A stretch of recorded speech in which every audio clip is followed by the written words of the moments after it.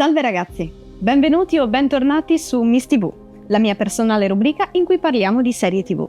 Io sono Queen of Mischief e oggi vi faccio conoscere una delle mie serie preferite, che purtroppo rientra anche in quella categoria di serie che hanno avuto un finale un po' discutibile. Sapete che cos'è un Penny Dreadful? Erano racconti dell'orrore a basso costo molto popolari nell'Inghilterra del 1800, in cui gli autori raccontavano storie dell'orrore che affondavano le loro radici nei racconti popolari e che erano rivolti prettamente alla classe lavoratrice. Questo a causa della scarsa qualità delle storie, ma anche al fatto che costavano molto poco. Infatti il loro costo era solamente di un penny. La serie è stata lanciata nel 2013, targata a Showtime, e ha riscosso subito un grandissimo successo, tale da essere poi rinnovata per una seconda e per una terza stagione. Penny Dreadful ha poi avuto anche uno spin-off dedicato al folklore messicano-americano, che però è durata solamente una stagione, dopo aver ricevuto un benvenuto alquanto freddino dall'audience. Ma passiamo ai fatti. Ci troviamo nella Londra di fine Ottocento e Ethan Chandler è un cowboy che fa spettacoli da baraccone per portare a casa un misero stipendio. Lui è un uomo solitario e schivo, per nulla interessato a ciò che c'è fuori dal suo circo,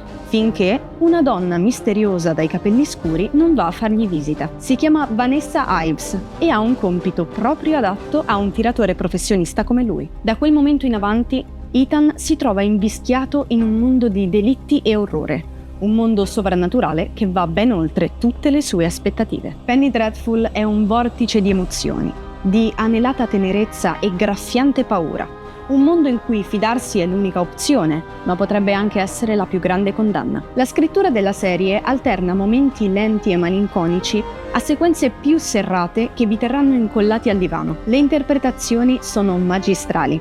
Prima fra tutte quella di Eva Green, nei panni della sua Miss Ives, una donna affascinante e diabolica, ma tenuta sotto scacco dalle proprie insicurezze e incapace di dimenticare il passato, un passato oscuro e orribile che vi farà accapponare la pelle. Altre menzioni speciali vanno a Josh Hartnett e al suo Ethan Chandler e a Harry Treadway e Rory Kinnear, rispettivamente nei panni del dottor Frankenstein e della sua creatura. Nel corso della serie però incontriamo anche altri personaggi della letteratura gotica, come il magnetico Dorian Gray, mentre l'oscura presenza di Dracula aleggia su tutti i protagonisti, tingendo la serie d'un rosso sangue. Ecco un altro dei punti più interessanti della serie: vedere come tutti questi personaggi che appartengono a storie diverse riescano a legarsi. È molto bello vedere come le vite di ogni personaggio trovano spazio anche per filoni narrativi che non appartengono a loro. Una sorta di Avengers del gotico, se volete. Voto personale 8,